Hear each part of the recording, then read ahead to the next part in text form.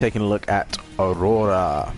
Now Aurora is a really good support class, or she can offlane pretty well.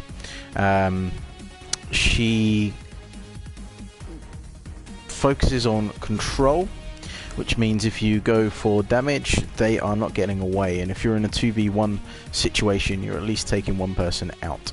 So let's take a look at her ability, shall we? So we've got Frozen Sword here. So the Frozen Sword, she does 64.5 basic damage, which is pretty high to start off with. The power scaling for this is 0.6, so if you've got 100 power, you're going to be adding an extra 60 damage to this. She has the same kind of scaling as Greystone with regards to her auto attacks. Frozen Simulacrum. Okay, so this is one of her escapes. She will draw aggro from enemy minions, as it says, and I think I've seen it force enemies to attack it. So I don't know if there's like an instant you have to attack it. It's hard to tell, but this is insane, guys. You can use this to jump out of Steel's ultimate. You can use this to jump out of Gideon's ultimate. It basically is a fantastic little escape for her.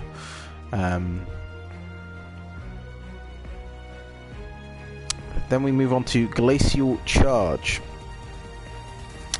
Glacial Charge here. Aurora dashes forward, leaving behind her a trail of ice that other heroes can walk on. She deals 40 ability damage to any enemies she dashes through.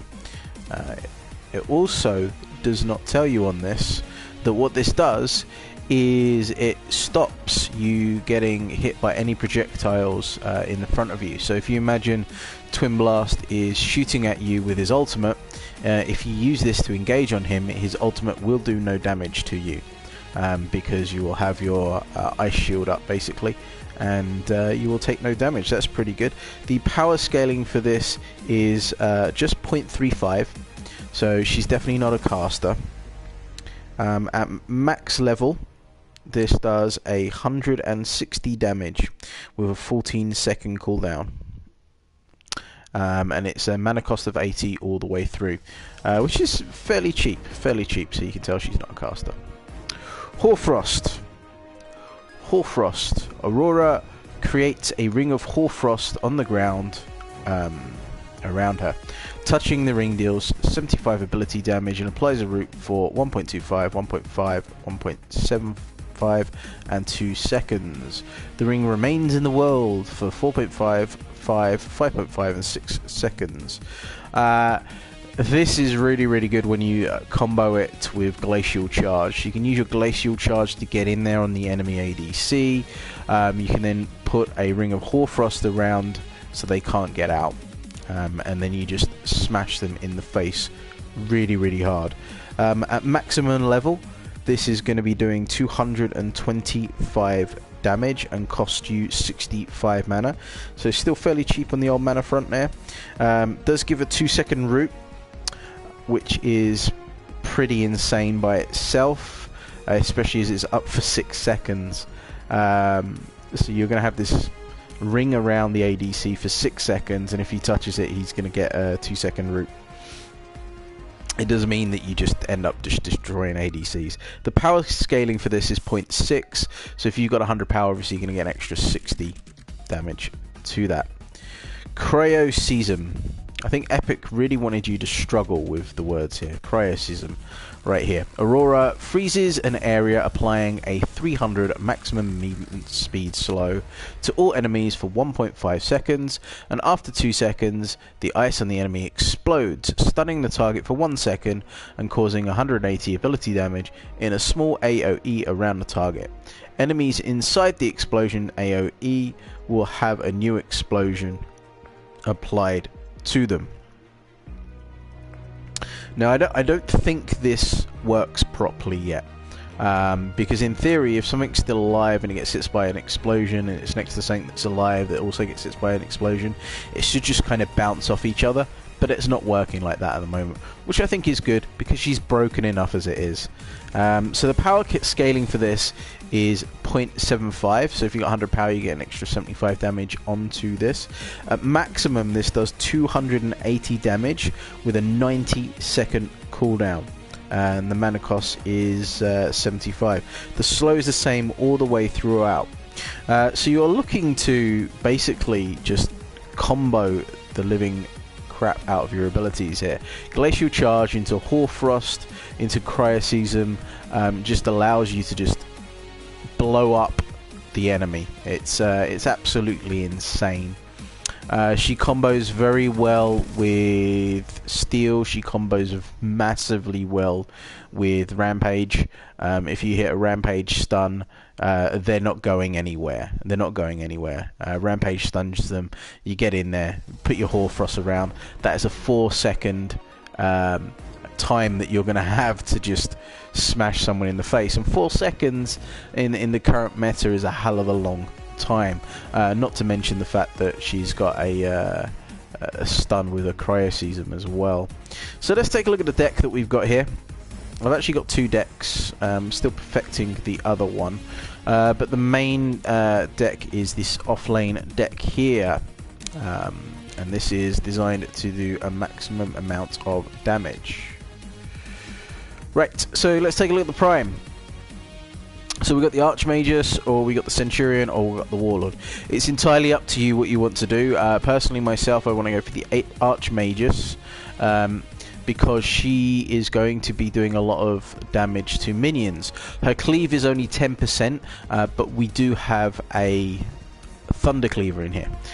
We've got a health potion here and a healer token because she's going to be an offlane. We've got a Madstone gem here with 3 1 power tokens in. Madstone gem here again with 3 1 cost power tokens. Another Madstone gem here with 3 1 point power tokens in. We've got Brand of the Iron Eater here with a 3, a 2 and a 1 cost lifesteal. We've got the Brawler's Ward here with a 3, a 2 and a 1 power token in there. We've got an Impact Hammer here with 3 3-point crit and a 3 cost power token. And then we've got an Impact Hammer with 2 3-point power tokens and a 3-point crit token in there. We got a Thunder Cleaver here with a 2, a 1 and a 1 attack speed card. And then we got the Blade of Agora here with 3 1-point power tokens in here. So the way this works, guys, is you're going to be using your health potion and healer token in the off lane just to keep yourself alive. You do have an extra point here, so if you wanted to put an extra card in here, a little bit of extra power if you wanted to do that, or you could stick in your barrier token here if you're taking a lot of damage. It's up to you really. You then want to move it into the Madstone gems. Now what I do is I put all of the Madstone gems on first before I fill them out, okay? Just generally because she doesn't need the attack speed, and for 6 points, yeah, for 6 points here, you're getting 36 extra power on your build, which is pretty good. Once you've got all those on your build, you then want to max them out with the 1 points in there, and after that you want to get yourself your Brawler's Ward, okay?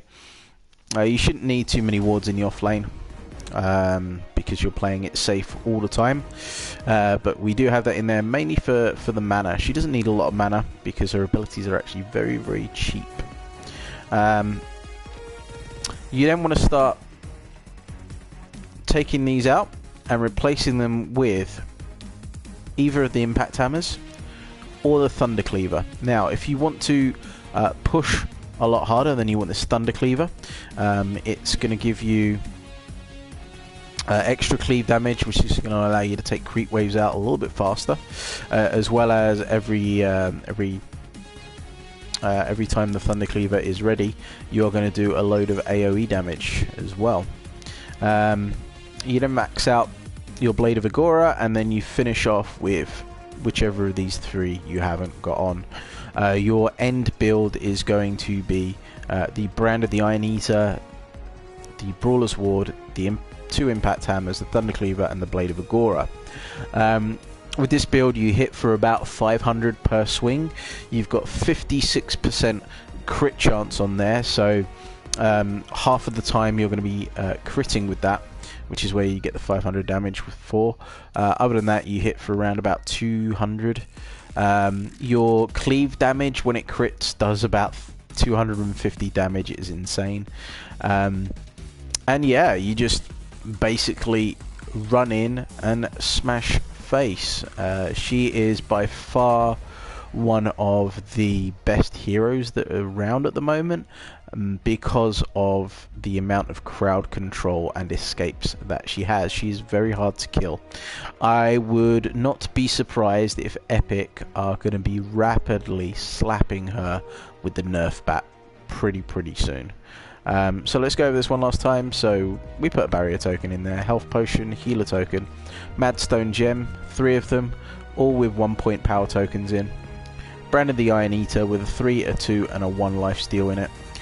Brawler's Ward with a 3, a 2, and a 1 power card.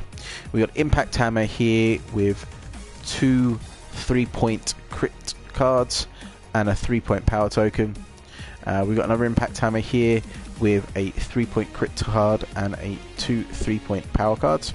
Thunder Cleaver here with a 2, a 1, and a 1 attack speed card, and a Blade of Aurora with 3 1-point power tokens, guys. Well, this is my offlane build, guys. Let me know how you get on with it.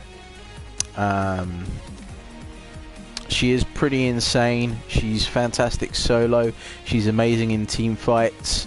I imagine she's going to be a huge staple of the meta right now.